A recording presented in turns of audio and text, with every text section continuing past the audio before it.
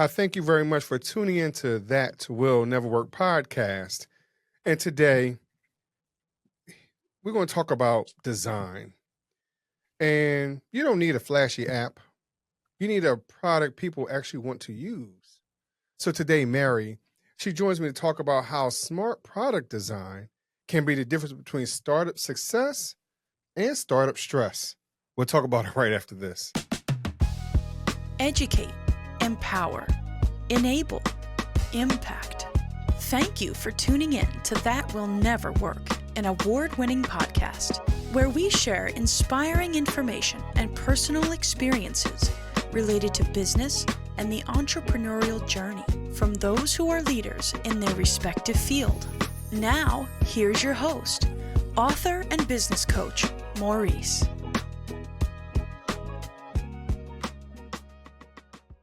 All right. As usual, we're going to jump right in.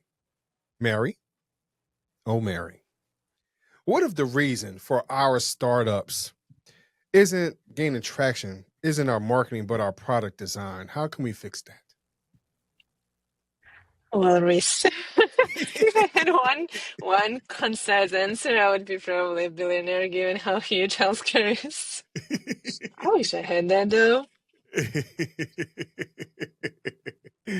I think a lot of times we're not sure exactly what we're doing, right? You know, we're starting off in a place where we're not educated enough, or we feel like we're not educated enough, and we don't maybe have the right experiences or not put in the right place or the right seat. So how can we change that space mentally, even physically? How can we change that in order for us to get to a place where we're successful? I think going back to the examples and to the product that I'm working with, Mm-hmm. which are healthcare products for sometimes patients, sometimes people like you and me who Mm-hmm. just want to track their health. I think quite often the mental space that you need to put yourself in is actually the final end state that you want to arrive at. And in my case, when I'm designing the product, obviously, I'm designing it for the patient. And I'm trying to put myself in the shoes of the patient and to look then at the final end product. Let's imagine that they have their blood pressure issues. Maybe they have eating disorder, something else, right? Mm-hmm. And then starting from there, starting from the not ideal state, I'm envisioning how we will process and how we will actually take the patient to where they need to be. So probably envisioning the end goal and then starting from there, starting backwards is one of the ways how you can design optimal healthcare products. So a lot of times we can't see the forest for the trees, you know, and I'm saying that because sometimes we can't see that far down the line. We see what the problem is, but we don't really know what the desired outcome really it might be. And so how did you know that, hey, this is where I would like it to end up at, especially for some of us who don't know what that really looks like? In health tech, we are very lucky, to be honest, because there are optimal lanes. We do know what is optimal for human. We do know some brackets, right? So obviously we are targeting the optimal level here. And you can always pull some reference data. You can always have some data backing your decisions. So it's not just random. Likely you can do your research. And I think for majority of problems, we do often miss this part. We presume that we are the only holders of the information and we might somehow dig it inside of us. Well, this route has already been walked so many times in healthcare for sure. You might get very good data on how things were done, and you just need to analyze it, especially if you're speaking about health. Humans did not change much, truly. So you can rely on some data. So you've jumped into something that's basic, being healthcare. And when I say basic, because all of us have to worry about it, right? You know, that's a problem for all of us. So what made you choose that? Because sometimes that industry sound like it can be hard to break into. So what made you choose something like healthcare to begin with? I think, like you mentioned, it is basic. So it Mhm, is something that is very easy to empathize with, right? So for mhm, you, for me, for pretty much everybody around us, we right, feel something when we hear mhm, healthcare. We either feel pain or fear or mhm, something else, but it is never neutral, right? So right, for me, it was also a feeling. At that mm, point, I was CMO of a biggest medical tourism provider in um, Asia and Europe, and mhm, I did have a chance to interact with people who were significantly benefiting from healthcare services, right? mm, So I saw them either getting not as sick as they were, and obviously I experienced the same emotions that they did. If you mm, call a patient, they tell you, wow, I was feeling so bad. Let's imagine they had serious condition. After we right, help them, they are feeling great. The family is happy. Everybody's happy. So you do feel it, really. You can mm, empathize with that. Sometimes it obviously goes the other way, but that mhm, is just how life is. So you can easily empathize. You can absorb the emotion from the patient. mhm, And if you're a sensitive person like I am, it is very easy for me to get inspired and motivated, really, by the patients who get better. So it's wow. easy. It's quite basic, like you mentioned. Yeah. And I said that I used the word basic because it appears to be right. Now we're not going to devalue what you've brought to the table, like it is major, right? Um, but sometimes we don't look at just basic human needs, and just a basic way of life. And as you're stating, you wanting people to get better, as a whole. So you answered a question, but there's a part of that that you mentioned that you also asked a question for yourself. So it became a little bit more personal, right? So did you really want to put yourself into this equation, really? Or did you just want to answer for somebody else? Because sometimes we don't want to be that transparent. We don't want to show people where our weaknesses are. You get what I mean? So did you really want to put yourself out there like that? I was very blessed I didn't have to interact with healthcare myself. Very, Okay. very long. I was Okay. just an observer of the systems and builder of the Okay. systems. So it was emotional for me to a certain extent, but I was not Mhm. way too emotional, you know. I did not have to walk the walk. I had a chance to support the ones who are walking the Okay. walk, and that's it. And that is the right amount of empathy you sometimes want to have. You don't want to be way too involved in it, right? You know. So yeah, for me it was more of a supportive role for the current Mhm. systems, and definitely not solving my personal problems. Mm. And I hear you, right? But you just sound so humble, Mary. Like because all of us have, whatever it might be, and sometimes we devalue that. And I'm just bringing that up um, because what you did or what you've provided, because I've been reading a lot of articles. I looked at your Substack and things like that. So I'm just looking at things that you've done. It's just so remarkable and life changing that it makes it seem as though like, hey, you had some other type of experience. But if you're saying, hey, I really want to change the world, literally, um, that is so remarkable and so admirable. Something to admire. And I appreciate you for that, Mary, to make a change like that. Well, thank you very much. I think here you need to also consider the system as a whole, Mhm, because obviously there are doctors providing the service. mhm. And these are the people who should be admired at first. And yes, the builders of the system, yes, we are important, but probably Yes. the primary provider is the one who's 100% responsible for your end state. I mean, and all I'm saying is that you provided something, right, that people can aspire to say, hey, you know what? Here is something that can assist these providers, that can assist these doctors, these nurse practitioners, whatever they're doing in this field. That hey, I can make a difference. I can help out, streamline the services. I can help for people to track their medications or whatever it is, and I think that sometimes when we look at these basic human needs, again, because you think that, hey, somebody else has already done it, but there's another way that you always get it done. It doesn't have to be set in stone. It doesn't have to follow a certain path.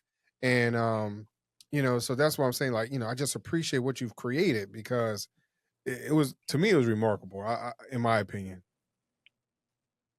I think these days, speaking of healthcare, Mhm. and not only healthcare, right? So it will be powered by AI very, very soon. Mhm. It's already powered by technology quite Right. often, right? So it is just a matter of time when the services that we are receiving will be actually delivered by the systems, not by Mhm. humans.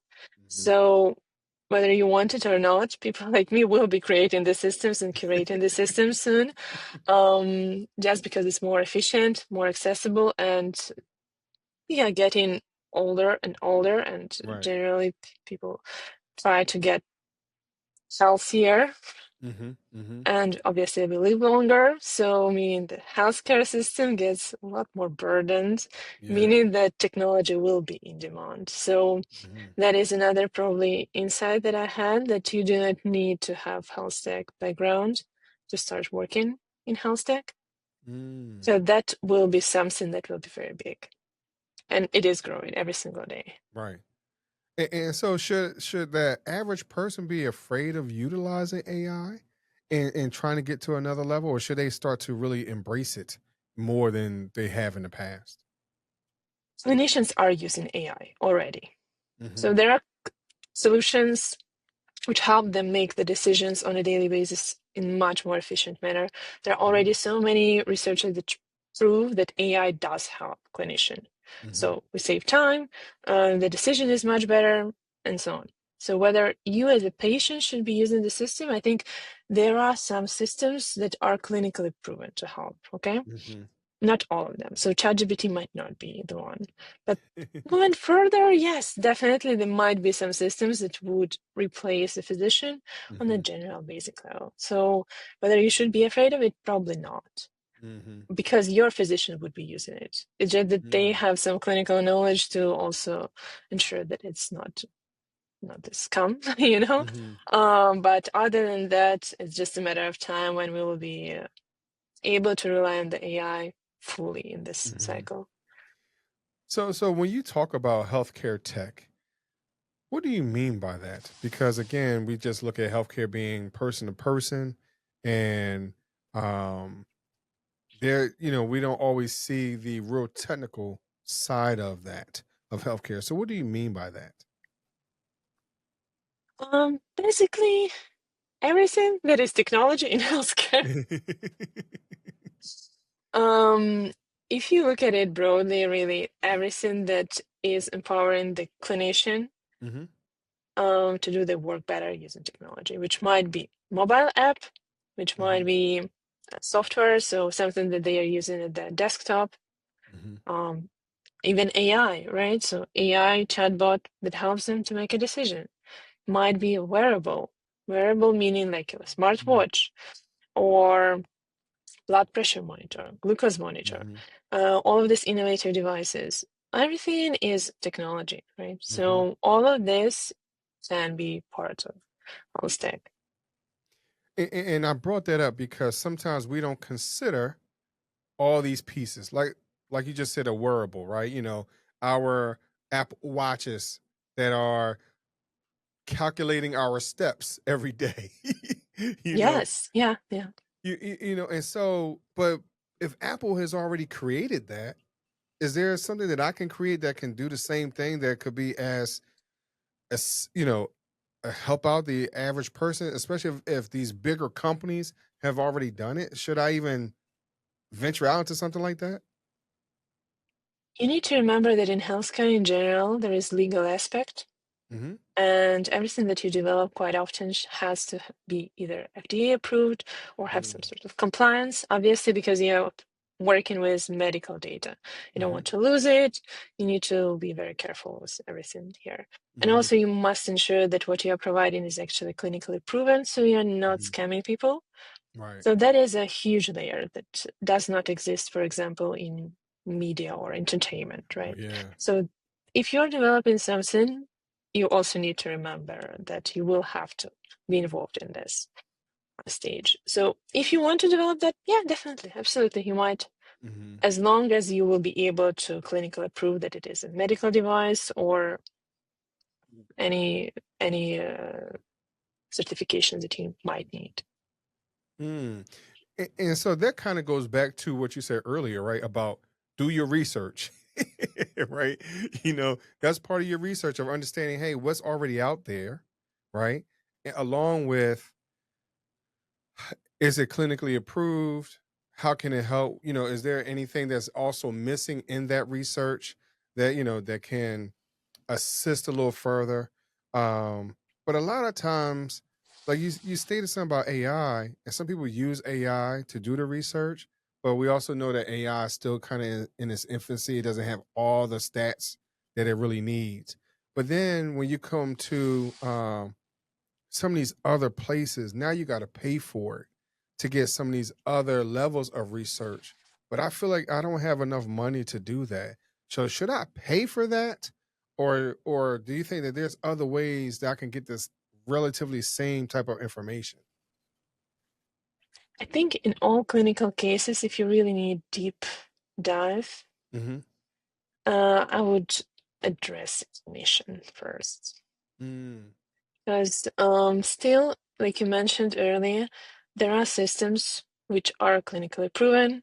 Mm-hmm. They do have the data, but you do not know which systems are the ones that you should be using, right? So Mm-hmm. maybe me, I'm working in this industry every single day. I know which ones should be used, which ones are better, which ones are Mm-hmm. worse. But average person knows ChatGPT and maybe Claude. That's it, right? So you do not know what should be used, and maybe your clinician does. So they are Mm-hmm. supposed to, if they are, again, into innovation. So I would not rely just on your own judgment Mm-hmm. in choosing the best system for your clinical decisions for sure. I would delegate it to the clinician and then they will decide probably. Wow. And I'm bringing it up because, again, we think that, hey, from an entrepreneur side, hey, we want to help people out.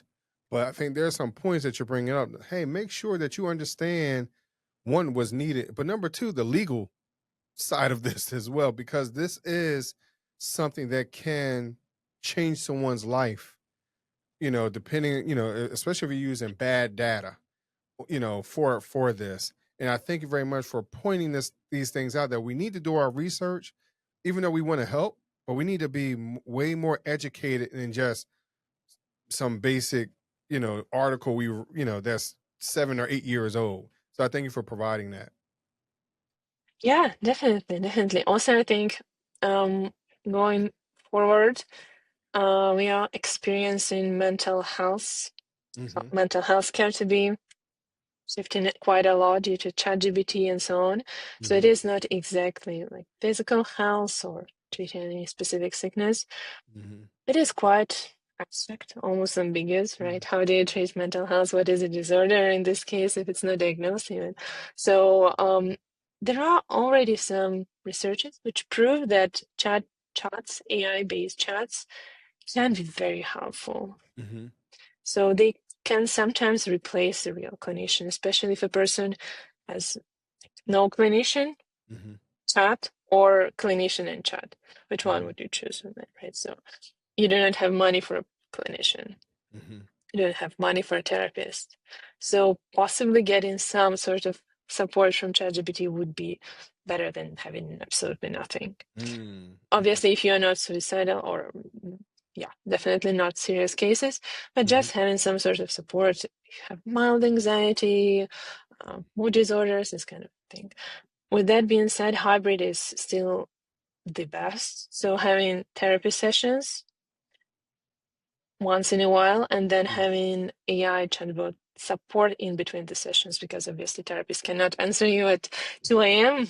At night, so you still need support, but there is some level of touch point with a real human.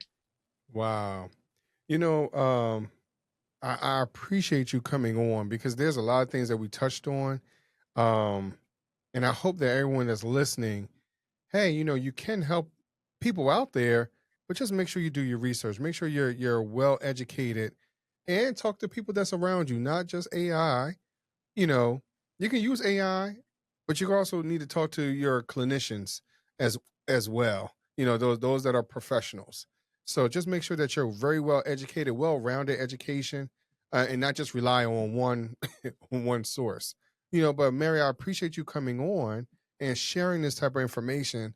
Um, if you can, please share with everyone where they could find you and talk to you a little bit more so they could totally understand healthcare tech, product design, all those type of things, especially things that the piece that you created.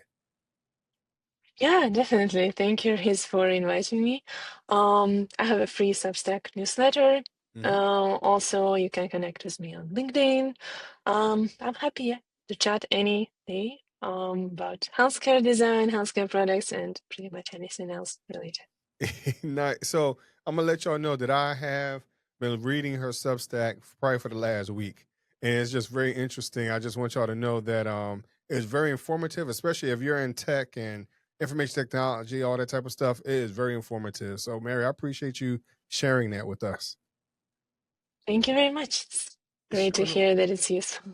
Oh, it is most definitely, most definitely. Now, Mary, before I let you go, though, I do have to ask you my question I ask all my guests. Right, my would you rather question, and feel free to use your imagination, think outside the box. All right. So, Mary, would you rather choose three doors or a fork in the road? Um, Doors, please. The door. And why the Yeah. doors? Um, my answer would be gut feeling. Okay. Okay. Sometimes the best answer is a gut feeling, isn't it? Yes, it is. It is.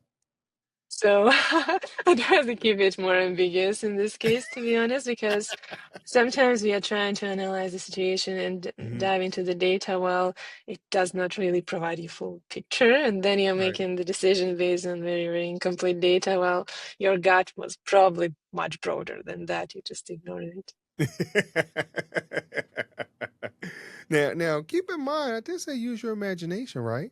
You know, Yeah. so what if the doors were glass? What if the doors were already open, right? Yes. You know, so they don't have to be, whatever behind it doesn't have to be unknown. You can already see it. Even if it is unknown, there's nothing bad about it. Right, right. I doubt there is, to be honest, something that is fully known in our world these Yeah, days. So it's about the risk tolerance and ambiguity that you can tolerate. right. No, and no, I just threw it out there. That's all. Indeed. Yeah. But I thank you very much for coming on the show today. Thank you very much, Miss. It was a pleasure chatting with you. And yeah, thank you for all the warm and kind words about my work. Sure. I really appreciate it. Sure, no problem. And I thank y'all very much for listening to That Will Never Work podcast. Of course, all of Mary's information will be in the show notes. And I will talk to you just a little bit later. Thanks for listening. Follow Maurice Chism on social media to stay connected and check back weekly for new episodes. Until next time, that will never work. Or will it?